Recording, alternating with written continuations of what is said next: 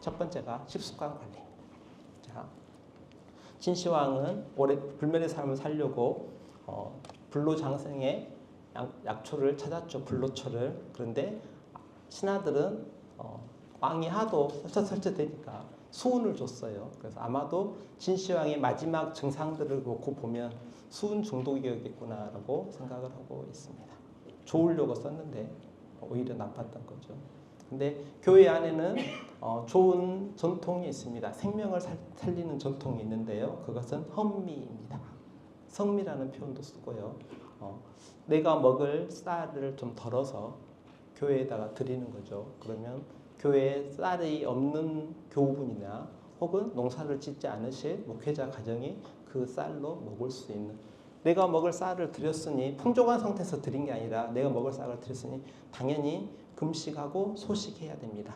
쌀이 없으니까요. 그런데 건강하게 장수할 수 있는 첫 번째 조건 하나가 소식거나 금식해가지고 혈당을 낮추는 것이 유의입니다. 혈당은 200 이상이 절대 나오면 안 되고요. 저희 생각에서는 공복 혈당은 90 정도, 당화혈색소는 5.1이어야 됩니다. 왜 이런 수치를 제가 주장을 하냐면 기적적으로 질병에서부터 나으신 분들이 있습니다. 암이 됐든지 희귀병이 됐든지 중병이 됐든지. 근데 기적으로 나으신 분들의 공통점이 당화혈색소가 5.1 근처입니다. 그래서 세상에서는 5.6까지가 정상이라고 하는데 5.6의 기준이 아니라 5.1이 기준이어야 되고요. 5.1을 기준으로 하려고 그러면 헌미를 하셔야 됩니다. 그래서 교우분들에게 헌미를 강조하셨으면 좋겠습니다. 하지만 요즘 농사를 짓지 않으니 누가 헌미를 하겠습니까? 그래서 이제 강요할 수 있는 것은 정제곡물 대신에 현미밥 드시고 올리브유나 들기름 많이 드시고 붉은 고기는 좀 줄이시고 유기농 채소를 많이 드시고 적당한 와인과 발효 섭취는 식품 섭취하시고요. 꾸준한 운동하시고 마음 다짐하시면 됩니다. 크리스찬이라고 하면서 왜 와인을 얘기하냐? 저는 이 자리에서 통계를 벗어나는 어떤 얘기를 할 수는 없습니다. 현실적으로 5일 이상의 간격, 그리고 맥주라 그러면 5일 이상의 간격, 어떤 술이 됐든지 5일 이상의 간격을 두고 알코올을 섭취해야 되는 것이 더 유리하고요. 소주라 그러면 3잔, 와인은 2잔, 맥주는 1병이나 1병 반 정도가 건강에 오히려 유익하다라고 알려져 있습니다. 그래서 성찬하실 때 알코올 먹게 되죠. 그런데 저는 의학적으로는 성찬의 최소 기준은 5일은 넘어야 된다. 아무리 성찬이라도. 그래서 매주 성찬까지는 찬성. 근데 매일 정산은 성찬은 반대 이렇게 생각하고 있습니다. 혈당이 높아지면 정상적인 혈당은 부드럽게 움직여야 되는데 혈당 스파이크가 일어나는 경우가 있습니다. 혈당 스파이크가 일어나면 인슐린이 따라서 분비가 됩니다. 혈당을 낮춰야 되니까요. 근데 인슐린은 좀 약간 급해요. 혈당을 낮추는데 정상까지만 낮추는 게 아니라 더 저혈당까지 낮춰버립니다. 그러니 혈당이 높아졌다가 너무 또 떨어지니까요. 나는 당이 땡기죠. 그래서 혈당이 높아지면 반동적으로 저혈당이 따라오고 저혈당이 따라왔으니 달달한 걸 또 먹게 됩니다. 그래서 어떻게 되냐? 아침, 점심, 저녁으로 부드럽게 움직여야 되는 혈당이 계속 파도칩니다. 높았다 떨어졌다. 그러면 이 과정에서 노화를 진행하고 세포의 기능들을 파괴시키는 많은 물질들이 분비가 됩니다. 그래서 혈당을 얼마나 관리하느냐, 이게 중요한 포인트입니다. 이렇게만 말씀드리면 이제 어떻게 하라고 이렇게 답을 하시고 질문하시거든요. 그래서 제가 직접 하고 있는 혈당 관리법을 알려드립니다. 1년에 한 달은 저 이렇게 먹으려고 노력합니다. 아침밥, 점심, 저녁입니다. 아침에 달걀, 기버터, 코코넛 오일, 점심 때는 해독 주스, 저녁에는 도토리, 쭈꾸미, 나물, 야채 먹습니다. 자, 없는 걸 찾으셔야 돼요. 제가 뭘 먹느냐를 찾으실 게 아니라 없는 걸 찾으셔야 돼요. 뭐가 없죠? 예. 자, 밥 없습니다. 국 없습니다. 구운 음식 없습니다. 튀긴 음식 없습니다. 실은 다 없습니다. 적어도 1년에 한 달 정도는 이렇게 찾으셔야 되고요. 당신의 내 혈당이 얼마인가, 당화혈색소가 얼마인가는 오늘 댁에 가시거나 수요일에 끝나고 내일이나 되시면 집에서 건강검진표 꺼내가지고 보셔야 됩니다. 내 혈당이 얼마지. 5.1이 아니면 아니면 고민을 좀 해보셔야 돼요. 내가 나중에 자녀들하고 교회에 덕이 안 되고 짐이 되지 않을까라는 걱정을 해보시면 좋겠습니다. 자, 또 하나의 방법은 12+12 식사법입니다. 12시간 동안 금식하시고요. 12시간 안에 드시는 식사법인데 제가 아침 한 7시에 식사를 하고요. 저녁 6시경에나 식사를 합니다. 그러면 12시간 안에 먹는 거죠. 그리고 나서는 그 다음 시간에는 먹지 않는 것, 이것이 이제 12-12 식사법입니다. 어떤 음식을 먹을 것이냐, 또 언제 먹을 것이냐, 이것을 좀 고민해 보시면 좋겠습니다. 이렇게 하고 있었는데요. 이제 사랑하고 존경하는 분께서 이제 중병에 걸리셨어요. 그래서 그분을 치료하고자 제가 뭘 요구했냐면 16+8을 요구했어요. 16시간 동안 금식하세요라고 권유한 거예요. 이분도 당황스럽죠. 16시간 동안 먹지 말라고. 그래서 제가 그분에게 저도 같이 한번 할게요 라고 해가지고 지난 2년간 아침에는 야채수만 한 잔, 점심 때 샐러드, 물론 저녁에는 만찬을 먹었습니다만은 저 역시 16+8 해봤습니다. 근데 그 하면서도 진료하고요, 운동하고요, 글도 쓸 수 있고요, 강의도 할 수 있고요. 체력의 문제 저는 없었습니다. 물론 제가 심각한 육체 노동을 하는 노동자가 아니기 때문에 가능했는지 모르겠지만 적어도 이 자리에 계신 목회자분들이나 이런 분들은 저랑 비슷한 입장에 있을 것이니 아마 충분히 가능할 거라고 생각합니다. 건강에 어떤 예전에 전통이 그런 거 있지 않았습니까? 그 단체로 교회에서 금식기도 한다고 산에 올라가서 일반 성도들은 3일하고 내려가고 집사들은 일주일 금식하고 내려가고 장로나 권사님들은 한 21일 3주 금식하고 내려가고 목사님 목회자분은 40일에서 하루 가만 금식하고 내려가시고 기독거리가 많은 시대여서 그랬을 수도 있고요. 문화가 그랬을 수 있는데 저는 건강에는 유익했을 거라고 생각합니다.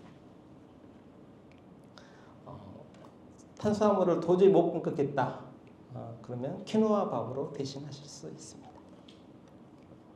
암이나 당뇨가 있으시면 16시간 동안에 금식하시기를 원하고요. 또 도저히 이렇게 할 수가 없다. 그러면 밥을 냉장고에 넣었다가 데펴서 먹으시면 혈당이 덜 올라갑니다. 냉장고에 넣는 것도 방법입니다. 두 번째는 이제 콜레스테롤에 대한 개념을 좀 바꾸셨으면 좋겠습니다. 지금 세상에서는 콜레스테롤을 아주 나쁜 존재로 설명을 하고 있습니다. 그래서 낮을수록 이롭다라고 설명하고 있는데요. 이것저것 생각을 해보면 콜레스테롤 수치가 높아도 문제겠지만 낮아도 문제일 것 같다는 생각을 많이 했습니다. 왜냐하면 의과대학 다닐 때는 콜레스테롤을 우리 몸에 꼭 필요한 존재로 배웠습니다. 세포를 만드는 기본 구성 물질이기도 하고요. 호르몬의 근본 재료이기 때문에 콜레스테롤을 꼭 필요한 물질로 배웠는데 의사 돼가지고 한 20년 지나서 보니까 콜레스테롤이 아니라 공공의 적이 돼 있더라고요. 하지만 저 생각은 콜레스테롤이 높아도 사망률이 높지만 낮아도 높지 않을까라고 생각을 하고 있었는데 어느 날 논문 하나가 나왔습니다. 어떤 논문이 나왔냐면 어떤 약물이나 이것을 처방을 하거나 그것도 고려할 때 중요한 포인트가 몇 가지가 있습니다. 이런 거죠. 그러니까 이게 좋은 치료법이야. 그런데 이 치료법이 과연 이분에게 맞을까라고 다 고민해보지 않으십니까? 목사님도 그러실 거예요. 대중적인 설교를 하실 때, 공예 설교를 하실 때는 물론 그냥 설교하시면 되겠지만 개인 신방을 갖다든가 했을 때는 그분에게 맞는 그 위로 말씀을 전한다든가 하지 않겠습니까? 똑같이 저는 이제 이 상황이 환자분 한 명 만날 때마다 이 상황인 거예요. 그러니까 어떤 강의할 때는 대표적인 것을 강의하지만 한 분 한 분을 만날 때는 다 이렇게 만난 그분에 대해 맞는 처치를 해드려야 되는데 저는 어떤 환자를 많이 만나냐면 콜레스테롤 약을 먹고 무력감에 빠지고 콜레스테롤 약을 먹고 치매 증상이 나타나고 콜레스테롤 약을 먹고 간 수치가 올라가고 이런 환자분들을 만나요. 근데 이제 서울대 교수라고 한다 그러면 어떤 환자를 만날 거냐면 콜레스테롤 높은데 약을 안 먹고 뇌혈관 문제가 발생한 환자를 만날 거예요. 그분들이 보는 시선은 그쪽 시선이고요.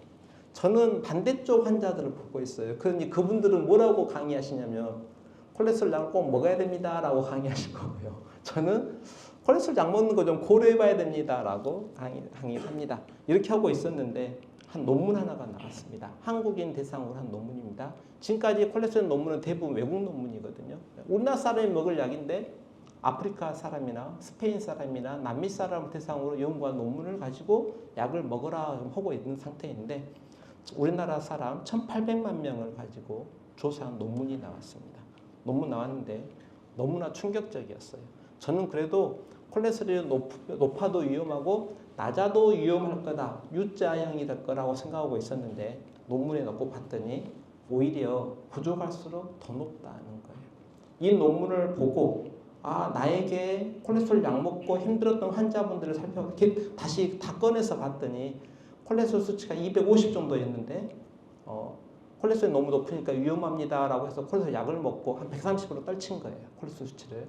그러고 나서 환자분이 무력감, 건망증, 치매 증상까지 다 나타나가지고 제게 오신 분들이 많았는데 사망률을 봤더니 250에서 130으로 떨치면 사망률이 더 올라가요. 그러면 안 먹어야죠. 물론 그분에게는 뇌혈관 질환의 가족력이나 위험도가 그렇지 높지 않아서 제가 콜레스테롤 약을 중지하게끔 했는데요. 어떤 경우는 뇌혈관 질환의 위험도가 있는 분들에게는 200 이하를 유지하는 것이 맞을 수도 있습니다. 그래서 결국은 얼마 이하로 유지하는 것이 유리하다라고 하는 것은 사실은 콜레스테롤 수치 안의 영역에서는 약간 걱정스럽습니다. 사람에 따라서 다른 목표 수치가 있어야 된다라고 저는 그렇게 생각합니다. 이 논문에서는 너무 낮은 콜레스테롤이 너무 높은 콜레스테롤보다 오히려 사망률이 더 높았습니다. 콜레스테롤을 그러면 이제 낮아도 위험하니까 높아도 괜찮아요라고 말씀드리면은 그러면 그래도 걱정되는데요라고 이렇게 말씀하십니다. 저는 TG 중성지방하고 HDL 고밀도 콜레스테롤하고 이 비율이 더 중요하다고 생각하는데요. 좋은 달걀 노른자나 들기름을 드시면 HDL이 올라갑니다. HDL이 올라가면 뇌혈관 위험도는 줄어듭니다. 그래서 다시 건강검진표 가시면은 여러 가지고 나의 중성지방과 HDL하고 비율이 얼마나 되는가 살펴보시고 4대1이 넘는다. 그러면 관리를 열심히 하셔야 되고요. 1대1이나 2대1이 나왔다. 그러면은 이대로 잘 살고 계시는구나 라고 생각하시면 됩니다. 하나님께서는 저희 몸을 만드실 때 장 안에 미생물을 넣어 두셨습니다. 언제 미생물이 들어가냐면 엄마 뱃속에 있을 때는 미생물이 없어야 됩니다. 양수검사하면 균이 하나도 없어요. 균이 있으면 아이가 죽는 거예요.